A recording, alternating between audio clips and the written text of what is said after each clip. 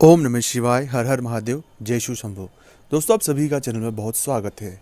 आपकी बुद्धि किस व्यक्ति ने बांध दी है? आपका किसी काम को करने में मन नहीं लगता, आपका दिमाग कुछ भी चीज़ें सोच नहीं पा रहा है, बस वो एक ही जगह, एक ही नकारात्मकता में बहुत डूबा हुआ है। उसे बहुत डर लग रहा है, उसे बहुत भय लग रहा है। मन किसी भी काम को करने में बिल्कुल भी नहीं लग रहा है। हम थोड़ा तो कोशिश कर रहे हैं, एकदम हम शून्य हो चुके हैं। जो चीज़ें बहुत बेहतर लगती थी अब वो ख़राब लगने लगी है। ऐसा लगता है कि किसी चीज़ से हमारा मन उठ गया है, कुछ नकारात्मक, कुछ बुरा हमारे दिमाग में चल रहा है। तो बुद्धि अगर किसी व्यक्ति ने बांध दी है, या हमारी बुद्धि जब काम नहीं कर रही है, हम जो निर्णय ले रहे हैं वो निर्णय सही नहीं हो रहे हैं, हम गलत डिसीजनों की ओर जा रहे हैं, हम गलत तरीकों की तरफ जा रहे हैं, हमारा जीवन पूरी तरह से गलत ट्रैक पे जा चुका है, तब ये मन में प्रश्न उठता है कि कहीं किसी व्यक्ति ने हमारी बुद्धि बांध तो नहीं दी है। अगर किसी ने आपकी बुद्धि बांध दी है तो उसे समझने की आवश्यकता है। उसके लिए क्या संकेत है, इस वीडियो में हम वो तो बात करेंगे इसी। दूसरा ये कि अगर किसी व्यक्ति द्वारा इस तरह की चीज़ें हो चुकी है तो कैसे इससे हमें बाहर निकलना है, क्योंकि हमारा मूल उद्देश्य तो इस परेशानी से बाहर निकलना है। तो जब कभी भी आप किसी काम में बार बार करने के बाद सफलता ना मिल पाना, चीज़ों को लेकर बहुत एफर्ट लगाने के बाद भी परिणाम ना मिल पाना, चीज़ें बहुत नकारात्मक जाना, जो लोग हैं वो बार बार धोखा देना, हम बहुत जल्द जिन पर विश्वास कर रहे हैं वो लोग हमें धोखा दे रहे हैं, हमारे साथ ऐसी सिचुएशनें हो रही है कि कोई अपना नहीं है। बुद्धि न तो विवेक से कोई डिसीजन ले पा रही, ना कुछ समझ पा रही। सब चीज़ें देखने के बावजूद भी हम सही नहीं देख पा रहे।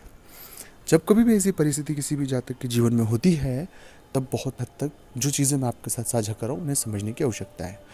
इस तरह की परिस्थिति में बहुत सारे ग्रहों का हाथ होता है, हम किसी भी एक ग्रह को इंडिकेट नहीं कर सकते।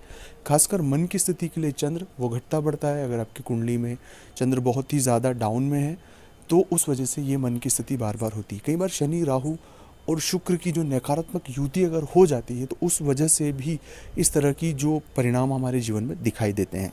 खैर, ये आप अपनी निजी कुंडली की बात है, आपकी व्यक्तिगत कुंडली की बात है। पर अगर ऐसी परिस्थितियाँ आपके साथ हैं और आप इससे बाहर निकलना चाहते हैं तो कुछ तरीके आपके साथ साझा मैं कर रहा हूँ, उन्हें बहुत बारीकी से आप समझ लें।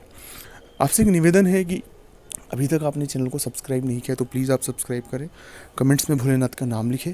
अगर आप चाहते हैं अपनी कुंडली का विश्लेषण हमसे करवाना, मतलब इस तरह की स्थिति अगर आपके साथ है तो आप एक बार हमसे कंसल्ट भी कर सकते हो। उसका फीस और शुल्क लागू है दोस्तों। जो आप हमसे आपकी मदद हो पाएगी ज़रूर आपकी करेंगे। ऐसी परिस्थिति है तो आपको 2-4 चीज़ों पर फोकस करना है। सबसे पहली बात है, 2 से 3 घंटे आपको मौन रहना, मौन व्रत शुरू करना होगा। मौन व्रत करने का तरीका ऐसा है कि आप अपने शांत होकर अपने गुरु मंत्र का जप करें।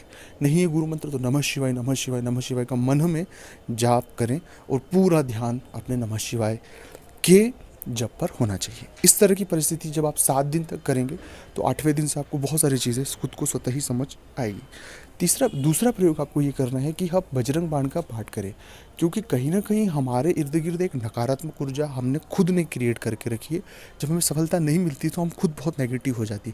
हम खुद एक एनर्जी का हब है, तो नेगेटिव एनर्जी अगर हम प्रोड्यूस करेंगे तो इर्द गिर्द हमारे ही होगी। इसलिए जितना हो सके बजरंग बाण का पाठ करें। सुबह 2 बार करें, शाम को 2 बार करें, उससे बहुत फ़ायदा होगा। और तीसरा और सबसे महत्वपूर्ण है कि जितने हो सके पेड़ लगाने की कोशिश करें। आप प्रण ले लें कि मैं 5 पेड़ लगाऊंगा, 10 पेड़ लगाऊंगा, 100 पेड़ लगाऊंगा। तो आप जितने पेड़ लगाने का प्रण करेंगे और उन्हें लगाने की कोशिश करेंगे, उससे भी आपको बहुत इम्पैक्ट मिलेगा। चौथा प्रयोग यह भी महत्वपूर्ण है कि जो दिव्यांग है या उनका आश्रम हो या कोई दिव्यांग व्यक्ति हो, उनकी आप मदद करें। और रही बात बुद्धि, आपकी कोई व्यक्ति बुद्धि नहीं बांध सकता। हम केवल हमारी परेशानियों में बहुत उलझ जाते हैं।